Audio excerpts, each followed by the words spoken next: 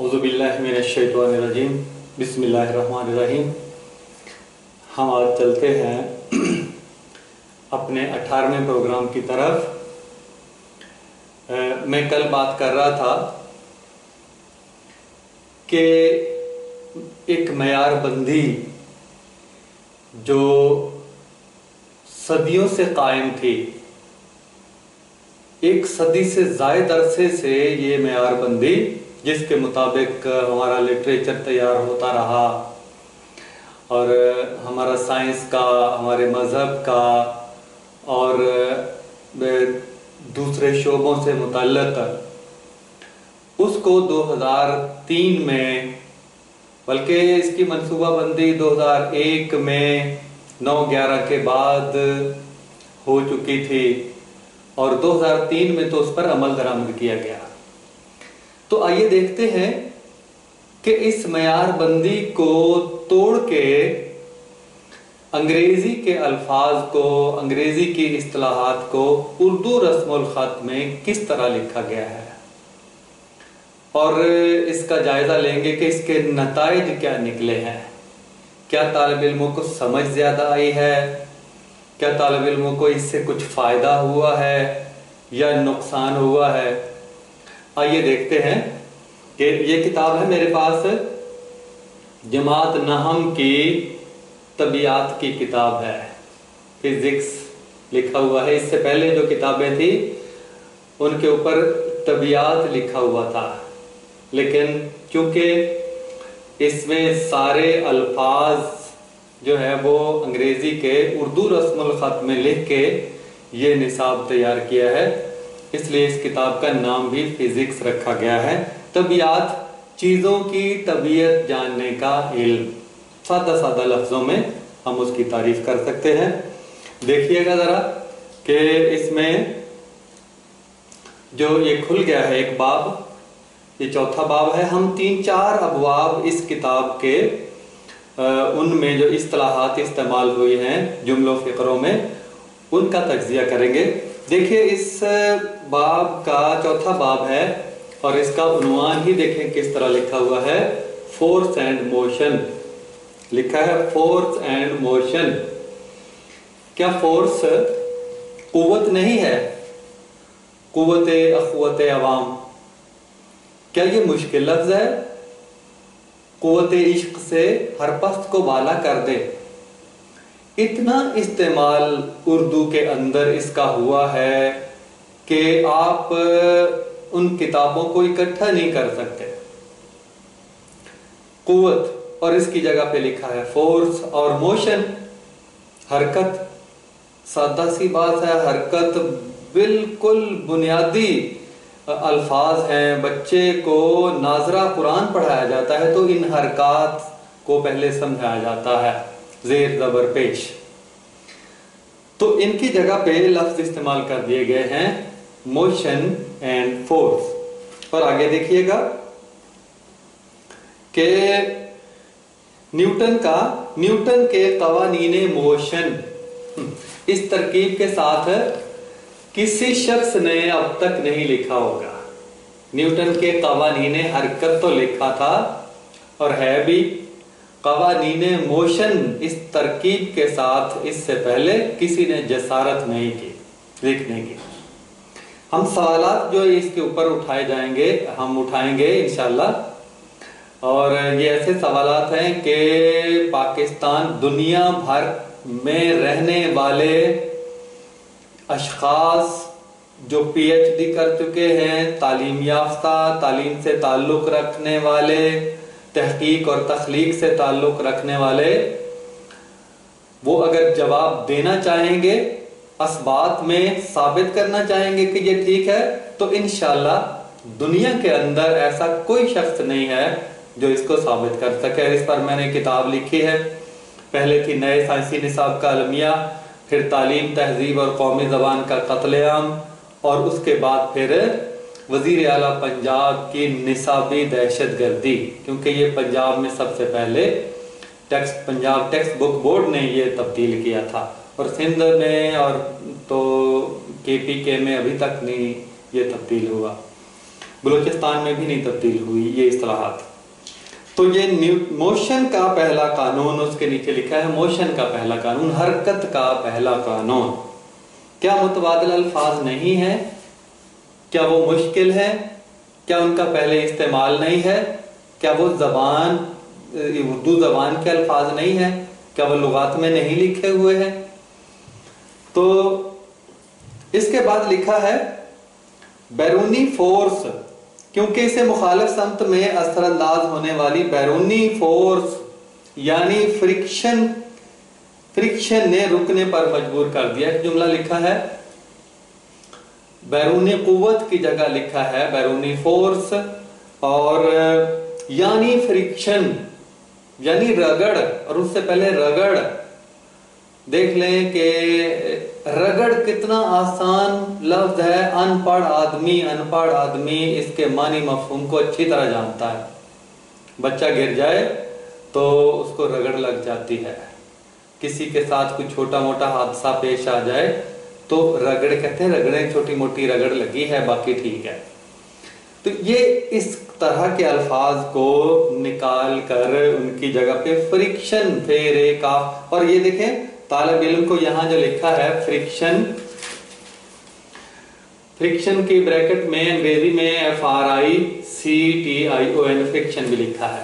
کیا طالب علم پہلے فرکشن اردو کا لفظ انگریزی کے لفظ کو اردو میں لکھے گا اور اس کے بعد بریکٹ میں اس کو انگریزی میں لکھے گا تاکہ وہ پتہ چلے کہ اس کے سپیلنگ کیا ہے؟ انگریزی میں لکھے گا تو کیا اس کا معنی بھی پوچھے گا کسی سے کہ اس کا مطلب رگڑ کیا ہے؟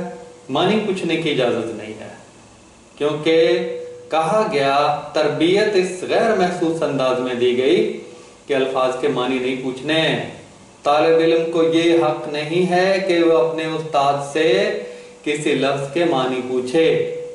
اب یہ حق چھین لیا گیا ہے. دنیا کے کوئی ماہر تعلیم جو نفسیات کے اصول ہیں تعلیم کے تدریس کے، وہ طالب علم سے کسی لفظ کے معنی پوچھنے سے نہیں روک سکتے. طالب علم کا حق ہے کہ کسی لفظ کا معنی پوچھے اور استاد پر فرض ہے کہ وہ اس لفظ کے معنی بتائے، چاہے وہ MSc میں ہو چاہے وہ ابتدائی کلاسوں میں ہو. تو یہ منصوبہ اور یہ جو حکمت عملی جو تدریسی سکیم جو پیش کی گئی ہے لپیٹ کر مختلف الفاظ میں، اس کے مطابق طالب علم کو طالب علم کا سے حق چھین لیا گیا ہے کہ وہ اپنے استاد سے معنی پوچھے. تو یہ بیرونی فورس یعنی فرکشن اس انداز سے لکھا گیا ہے. اور اس کے بعد یونیفارم ویلاسٹی. ہر جسم اپنی ریسٹ کی حالت میں یا خط مستقیم میں، ریسٹ کی حالت میں، ریسٹ سکون تھا پہلے، اس کی جگہ پہ لکھا ہوا. کیا سکون یہ جنہوں نے تبدیلیاں پیدا کی ہیں اور انشاءاللہ ان کو قبر میں بھی سکون نصیب نہیں ہوگا، کیونکہ انہوں نے فہم چھین کر طالب علموں کو رٹے کا عادی بنا دیا ہے اور مجبور کر دیا ہے. اس کو استاد معنی بتائے تب بھی نہیں سمجھا سکتا کہ بچہ لکھے گا کیسے. لکھنے کی کیا سکیم ہے؟ اپنی طرف سے کوئی لکھ سکے گا کہ کوئی بندہ اپنی طرف سے ان کو یاد کر کے کیا موشن کی جگہ حرکت لکھے گا، فورس کی جگہ پہ قوت لکھے گا؟ کیا وہ ایسا کر سکے گا؟ کوئی کہیں پہ کوئی وضاحت نہیں ہے. اور کئی لوگوں نے تو ایسا کیا ہے مگر اساتذہ نے اس کے نمبر کاٹے ہیں. انہوں نے کہا کتاب میں تو اس طرح سے لکھا ہوا ہے، آپ کیوں اس طرح سے لکھ رہے ہیں؟ تو یہ آگے یونیفارم ویلاسٹی، یکساں ویلاسٹی لفظ لکھا تھا. آگے پہلے یکساں ویلاسٹی لکھا تھا، گو کہ ویلاسٹی کے معنی، ویلاسٹی کی بھی اردو میں خوبصورت ترکیب ہے، خوبصورت اصطلاح ہے سمتی رفتار. ویلاسٹی سمتی رفتار کو ایک خاص سمت دے دی جائے تو وہ سمتی رفتار ہو جاتی ہے، انگریزی میں ویلاسٹی کہتے ہیں. تو اس کے بعد ایک لفظ آتا ہے انرشیا. موشن کا پہلا قانون انرشیا کا قانون بھی کہلاتا ہے. انرشیا، جمود، فلاں شخص پر جمود طاری ہو گیا ہے، यानी वो जिस डगर पे चल रहा था उसी डगर पे चलता रहा है, जिस डगर पे वो चलता रहा है उसी पे चल रहा है। हम कहते हैं उस पर जमूद तारी हो गया है, चीज जम गई है, या वो एक ही मकाम पे जमा हुआ है, उसका दिमाग उसका जहन एक मकाम पे जमा हुआ है। तो इसको हम इन मानों में इस्तेमाल करते हैं, लेकिन तबीयत में भी कमोबेश यही माने हैं कि कोई चीज चलती है तो चल रही है। जमूद का मतलब है कोई चीज साकन है तो वो साकन ही अपनी जगह पे पड़ी हुई है, कोई चल रही है तो वो चलती ही रहेगी। ये जमूद का कानून है। अल्फाज, ये अल्फाज जो तहजीब के अंदर, जो माहौल के अंदर मौजूद होते हैं, उनके पढ़ते ही उसका फहम जहन में आ जाता है। लेकिन अंग्रेजी के अल्फाज, इनर्शिया, तालिब इल्म, इनर्शिया आम नहीं है। आप किसी गांव में चले जाएं, पूरे गांव से शायद कोई तालिब इल्म पढ़ने वाला इक्का दुक्का बता सकेगा कि इसका मानी क्या है, वरना कोई नहीं बता सकेगा। कि तजुर्बा करके देख लीजिएगा, इस्लामाबाद जैसे शहर में देख लीजिएगा जाके करके। तो जो अल्फाज आम फहम है, उनको सुनते ही जहन के अंदर उस इस्तिलाह की तारीफ पूरी या कमोबेश तारीफ का कोई हिस्सा जहन में जरूर आ जाता है। इसी वजह से उसको याद करना आसान है, जहन में बिठाना आसान है, और फिर अपने अल्फाज में उसको बयान करना, लिख कर बोल कर आसान हो जाता है। तो यही वजह है कि अपनी ज़बान में पढ़ने से जो मतन है वो आसान हो जाता है, पढ़ना, लिखना, समझना और उसको दोबारा याददाश्त का हिस्सा बनाना और फिर उसको लिखना, ये सारे काम आसान हो जाते हैं। उसके बाद लिखा है मोशन का दूसरा कानून, और उसमें एक लफ्ज आता है एक्सेलरेशन, लिखा हुआ है एक्सेलरेशन, इसरा। इसरा का मतलब तेजी होता है। सुरत, सुरत ये लफ्ज सुरत इसी से निकला है, एक ही मम्मा से ये निकले हैं दोनों, सुरत, सुरत रफ्तारी। और ये हकीम लोगों ने ये लफ्ज बहुत दीवारों के ऊपर बहुत लिखा हुआ है। सुरत, ये पंजाबी में सुरत लफ्ज हम कहते हैं, सुरत कर, दिन चढ़िया सुरत कर, यानी कुछ तेजी दिखा, कुछ तेजी दिखाओ। तुम क्या अभी तक सोए हुए हो, दिन चढ़ गया है, कुछ अपने अंदर जो है वो हरकत के आसार नुमाया करो। तो सुरत, और कुरान में ये लफ्ज बहुत इस्तेमाल हुआ है। सरीयुल हरकत, फौजी दस्ते, ये उर्दू में भी इस्तेमाल होता है। सरीयुल हरकत, सरीयुल असर दवा, जो तेजी से असर करती हो दवा, ये हिकमत की किताबों में बहुत लिखा है। और वल्लाहो सरीयुल हिसाब, कुरान में अल्लाह फरमाता है कि अल्लाह जल्दी हिसाब लेने वाला है, तेजी से हिसाब लेने वाला है। तेजी इसका मतलब है, इसरा का मतलब तेजी, सरी। वसारिउ इला मगफिरतिन, अल्लाह की मगफरत की तरफ आओ, दौड़ के आओ। यानी इतना फहम जिस लफ्ज का हमारे माहौल के अंदर मौजूद है, हमारे अदबी, इल्मी, मजहबी सरमाए के अंदर मौजूद है, उसको छोड़ के एक्सेलरेशन हम लिखेंगे तो रट्टा ही लगा होगा। माहौल के साथ वो हम जोड़कर उसको नहीं समझा सकेंगे, माहौल से काट देंगे। मुझे याद आया कि ये जो तदरीसी स्कीम है कि अंग्रेजी के लफ्ज को वाहिद लफ्ज के तौर पर इस्तेमाल करो, उससे जो तसव्वुर है वो माहौल से कट जाता है, क्योंकि माहौल के अल्फाज नहीं हम इस्तेमाल कर सकते।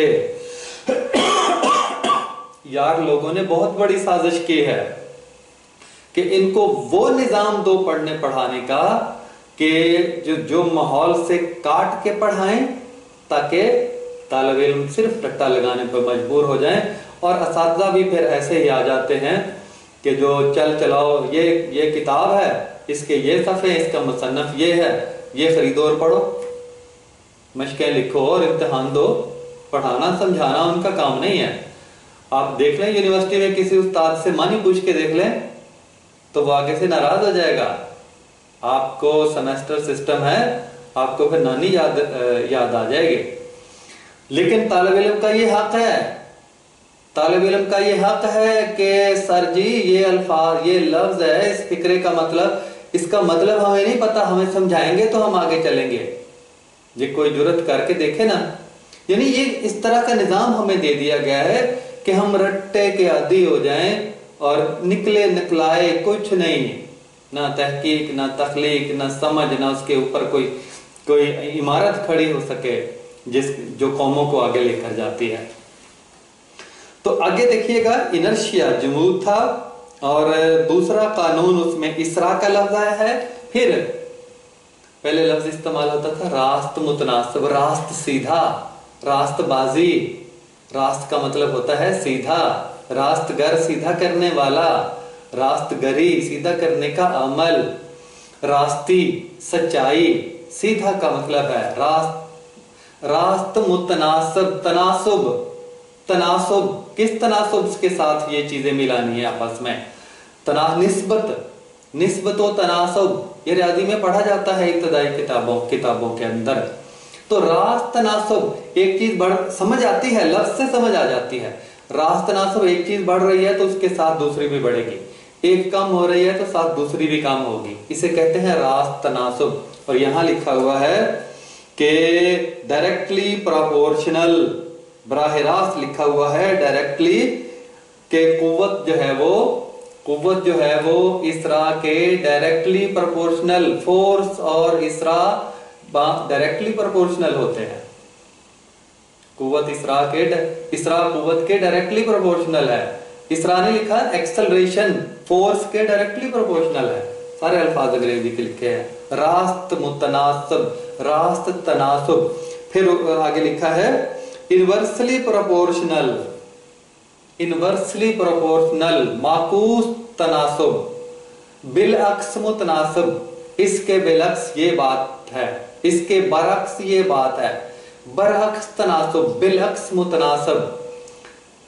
तो ये बिलअक्स उलट तनासुब, एक चीज बढ़ रही है तो साथ उसके दूसरी कम हो रही है, एक कम हो रही है तो साथ दूसरी बढ़ रही है, इसे कहते हैं बिलअक्स मुतनासिब। फलां चीज फलां के बिलअक्स मुतनासिब है।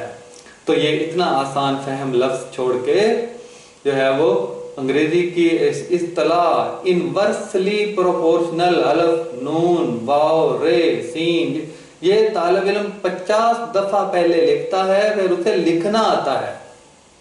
इससे पहले कभी इस तरह के अंग्रेजी के अल्फाज को उर्दू में लिखने से, और इससे अगर डायरेक्टली प्रोपोर्शनल लिख रहे हैं, उर्दू में लिख रहे हैं, तो क्या अंग्रेजी में डायरेक्टली प्रोपोर्शनल उर्दू में लिखने से अंग्रेजी वाला लफ्ज आ जाता है, स्पेलिंग याद हो जाते हैं?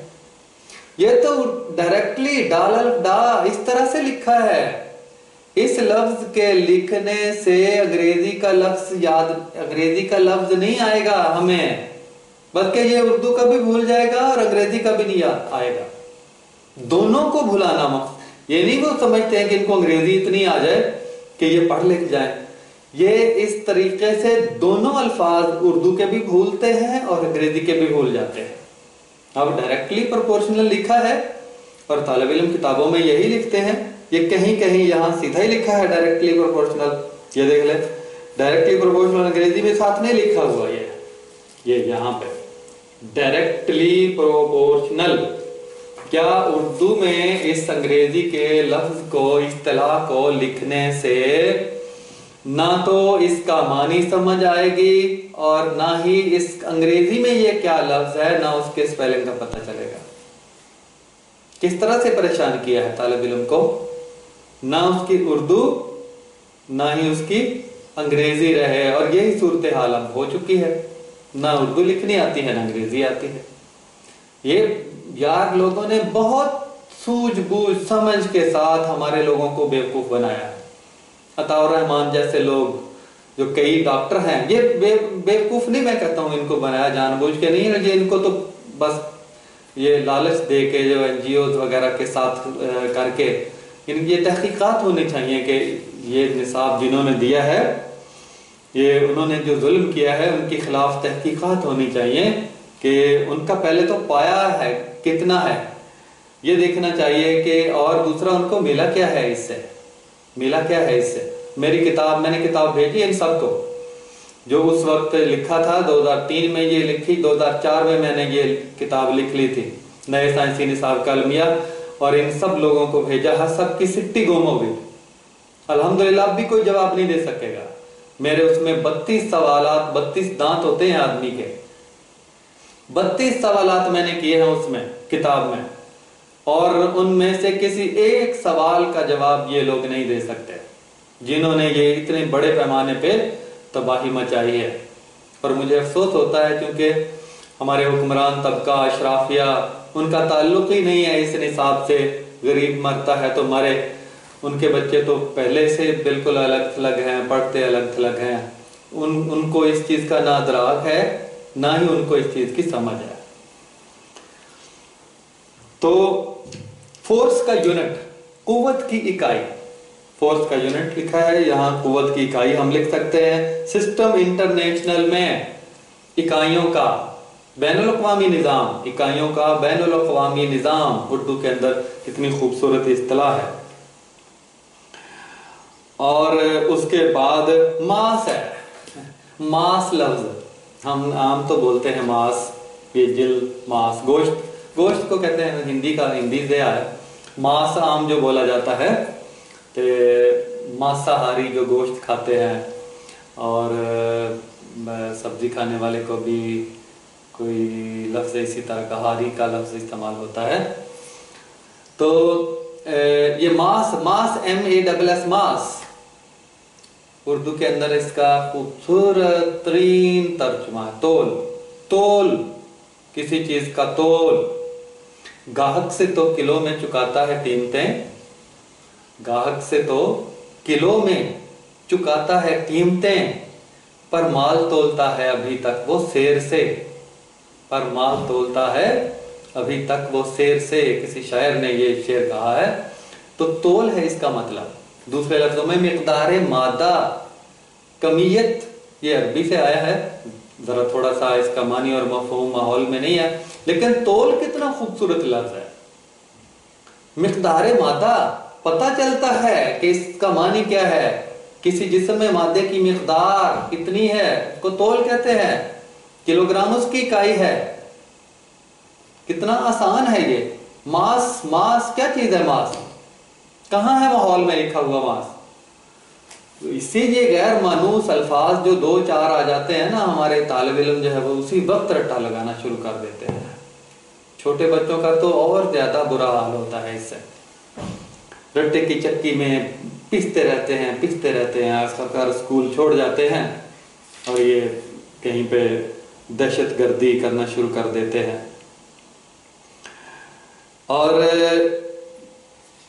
یہ اگر ایکشن، ہاں عمل اور رد عمل ہے، ایکشن اینڈ ریئیکشن، ایسے ہی انگریزی میں لکھا ہوا ہے، عمل اور رد عمل، کیا کتنا صدیوں سے استعمال ہوتا آ رہا ہے، خوبصورت لفظ ہے، اور اس کو چھوڑ کے ہم ایکشن اور ریئیکشن۔ یہاں لکھا ہے ماس اور وزن، وزن، وزن کو کیوں نہیں لکھا؟ پھر وزن کو کیوں نہیں انگریزی میں ویٹ لکھ دیا، واو یہ ٹے، وزن کیوں لکھا ہے؟ کیا طریقہ کار ہے، کیا ترتیب ہے؟ کیا کوئی بتا سکتا ہے کہ کون سے الفاظ ایسے ہیں جن کو ہم انگریزی کے الفاظ ان کو ویسے ہی اردو رسم الخط میں لکھتے ہیں، کہ کن کا ہم ترجمہ لکھیں گے؟ کسی کے پاس اس کا جواب بھی نہیں ہے کہ کوئی طریقہ وضع ہے نا آپ کے پاس کہ کس کو لکھیں گے اور کس کو نہیں لکھیں گے، کچھ کو لکھ دیں گے، کچھ کو نہیں لکھیں گے۔ تو ماس اور وزن، اس کا فرق بتایا گیا ہے یہاں پہ۔ ہاں، ڈوری کی ٹینشن، آگے ایک سوال شروع ہو جاتا ہے، ڈوری کی ٹینشن، ڈوری میں تناؤ، ڈوری میں تناؤ، تناؤ کتنا پیدا ہوتا ہے، اس سے پہلے تناؤ کا لفظ لکھا ہوا تھا، اور اردو میں یہ بہت جگہ پہ استعمال ہوا ہے تناؤ کا لفظ، ڈوری، ڈوری میں ٹینشن۔ اور ٹینشن جو ہم بولتے ہیں لفظ کہ بہت ٹینشن ہو گئی ہے، اس لفظ نے بھی شاید ٹینشن کو، اس کو بڑھا دیا ہے، اور اس کو کم ہی بولا جائے تو یہ کم ہوتی ہے، کیونکہ یہ اپنا لفظ نہیں ہے کہ غلامی میں ہم نے یہ استعمال کرنا شروع کر دیا ہے، تو اس سے اس کا نتیجہ یہ ہوتا ہے کہ پھر اعصاب تناؤ کا شکار زیادہ ہوتے ہیں، غلامی میں تناؤ کا شکار زیادہ ہوتے ہیں۔ تو یہ ہے ڈوری کی ٹینشن۔ اور اس کے بعد ہے ہاں ریزلٹنٹ فورس. ریزلٹنٹ فورس رے زے لام ٹے نون ٹے ریزلٹنٹ فورس. ریزلٹنٹ حاصل قوت. قوتوں کا حاصل کیا ہے؟ کتنا آسان لفظ ہے. حاصل، حاصل ویکٹر، حاصل قوت.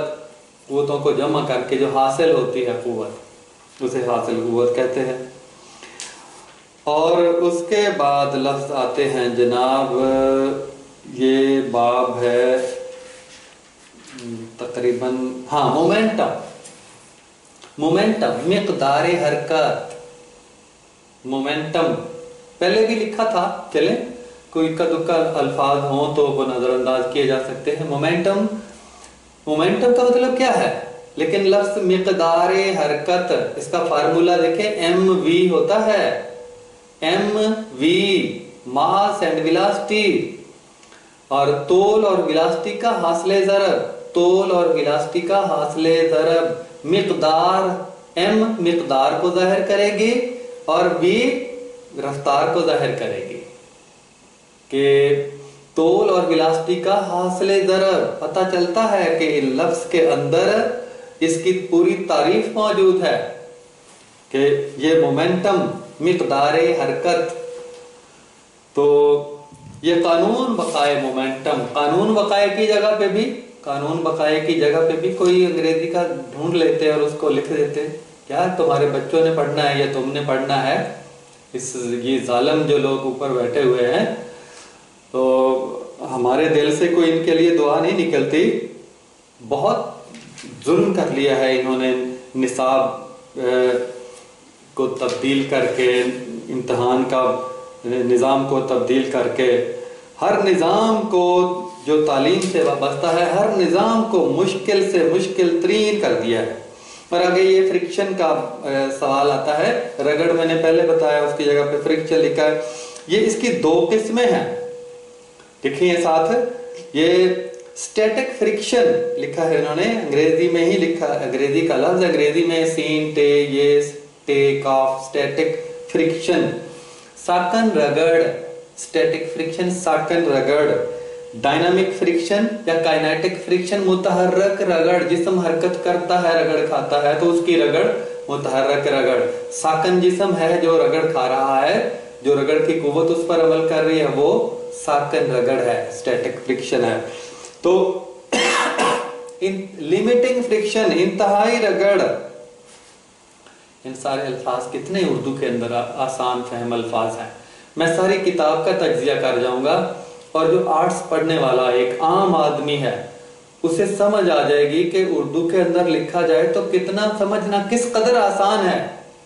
تو عام آدمی بھی سائنس کو آسانی سے سمجھ سکتا ہے. یہ عام الفاظ ہی ہیں جو سائنس پڑھنے کے لیے استعمال ہوتے ہیں بطور اصطلاحات کے. کائنیٹک فرکشن حرکی رگڑ، متحرک رگڑ یا حرکی رگڑ. کتنا آسان ہے، حرکی توانائی. تو افقی فورسز، افقی تو لکھ دیا ہے اردو میں، تو فورسز کی جگہ قوتیں بھی لکھ دیتے. افقی قوتیں ایک لکھا ہے ایک نہیں لکھا. کیا اصول ہے، کہاں سے لیا ہے یہ اصول؟ تو اس کے بعد آتا ہے یہ بھی اس مساوات میں میو کے بھی ایک کانسٹنٹ ہے. کانسٹنٹ ہے، بڑی انگریزی جگائی ہے یہاں پہ. کانسٹنٹ ہے، کاف و کو نون سین ٹے نون ٹے. کانسٹنٹ مستقل، مستقل ہے. یہ مساوات میں کہ کوئی مستقل ہوتا ہے، یہ مستقل قیمت جس کی قیمت مستقل رہتی ہے، تو اس کا مطلب مستقل ہے، جو ایک ہی جگہ پہ قائم رہتی ہے قیمت. اور آگے دیکھیں کہ coefficient of kinetic friction. Coefficient حرکی رگڑ کا معیار، حرکی رگڑ کی شرح. کوفیشنٹ شرح یہی لکھا ہے، کوفیشنٹ کاف الف کاف واو الف کوفی فی فے یہ شین نون ٹے. کوفیشنٹ آف काइनेटिक फ्रिक्शन सारे को उर्दू में लिखा हुआ है, अंग्रेजी का लफ्ज है। पहले तो आप 50 दफा इसको लिखना सीखे ना, ये इस लफ्ज को लिखेंगे तो ये बाद में हम पूछेंगे कि ये कहाँ से लिया है इन्होंने। तो ये कोफिशिएंट ऑफ, ये हर की रगड़ की शरह, हर की रगड़ की शरह, कितना आसान लफ्ज है। शरह वो होती है जो वक्त के लिहाज से होती है, यानी जिस्म हरकत करता है तो वक्त के लिहाज से कितनी रगड़ पैदा होती है, ये हर की रगड़ की शरह है। जो अल्फाज माहौल के अंदर होते हैं वो अपने मानी खुद दे रहे होते हैं, इसलिए उनके जरिए याद करना आसान होता है। तो यहां लिखा है कॉन्टेक्ट एरिया, जुड़ा हुआ रकबा, मुत्तसिल रकबा, आमने सामने जो जुड़ा हुआ रकबा, मेरे हाथ का कुछ रकबा और किताब का रकबा आपस में जुड़े हुए, इसका नाम इसे इन्होंने लिखा कॉन्टेक्ट एरिया, जुड़ा हुआ रकबा, मुत्तसिल रकबा, इसको हम कहते हैं। तो कोई यूनिट नहीं, इसकी कोई इकाई नहीं है, इकाई। रोलिंग फ्रिक्शन, एक रोलिंग, लुढ़कती रगड़, चीज लुढ़कती है, बंदा लुढ़क गया, बंदे ने उसको गोली मारी और वो वहीं पे लुढ़क गया।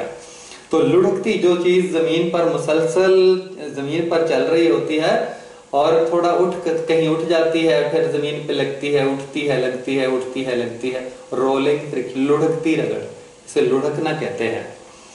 तो इसका नाम लुढ़कनी। कांटेक्ट पॉइंट, मुत्तसिल नुक्ते, और ये अल्फाज थे इसके अंदर जो इस्तेमाल हुए थे। आगे रगड़ को, हाँ, स्लाइडिंग, फिसलने की रगड़, स्लाइडिंग फ्रिक्शन, फिसलने की रगड़, इन्होंने स्लाइडिंग फ्रिक्शन लिखा हुआ है।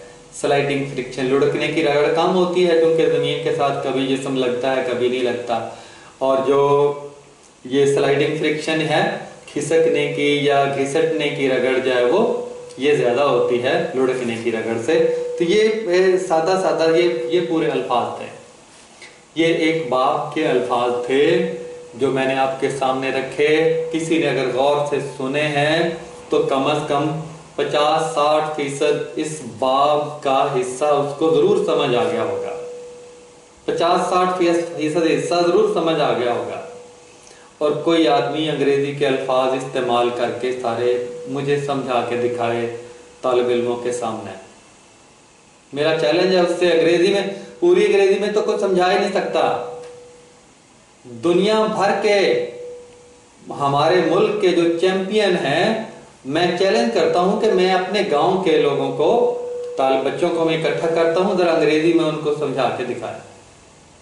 एक सफा नहीं समझा पाएंगे आप, एक सतर नहीं समझा पाएंगे अंग्रेजी बोल के। कहां से ये लोग आ गए हैं, माफिया जो पूरे मुल्क के ऊपर छा गया है और अंग्रेजी मीडियम छोटे छोटे बच्चों को पढ़ाना शुरू कर दिया है।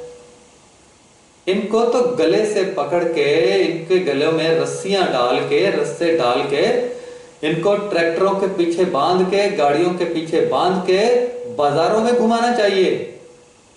गाड़ियों के पीछे बांध के इनको बाजारों में, सड़कों के ऊपर घुमाना चाहिए, और इतनी देर घुमाना चाहिए कि इनको रगड़, पता चले कि इनके जिस्म में जो रगड़ पैदा होगी वो रगड़ते रगड़ते रगड़ते इनका जिस्म खत्म हो जाए, हवा में तहलील हो जाए। ये इनकी सजा है जो इन्होंने एक निस्फ सदी से जायद अरसा जो है वो हमारे नस्ल को सजा दी है, हमारी नस्ल को ज़हनी मरीज बनाया है और इस कौम को बेकार और निकम्मा बना के दहशतगर्दी के हवाले कर दिया है। इनको यही सजा दी जानी चाहिए। मैं कम अज कम इंशाल्लाह इसी किताब के 2-3 अबवाब का मजीद तज्जिया करूंगा और उसके बाद सवालात करेंगे इनसे।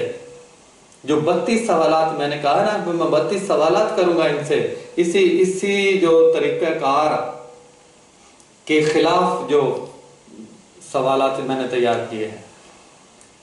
तो इंशाल्लाह कल 19वें प्रोग्राम के साथ हम मुलाकात करेंगे। तो मेरी अल्लाह से दुआ है कि अल्लाह ताला हमें अपने हिस्से का काम करने की तौफीक अता फरमाए, वो काम जो कौमों को, जो हमें उरूज पर ले जाए, बामे उरूज तक ले जाए। व मा अलैना इल्लल बलागुल मुबीन।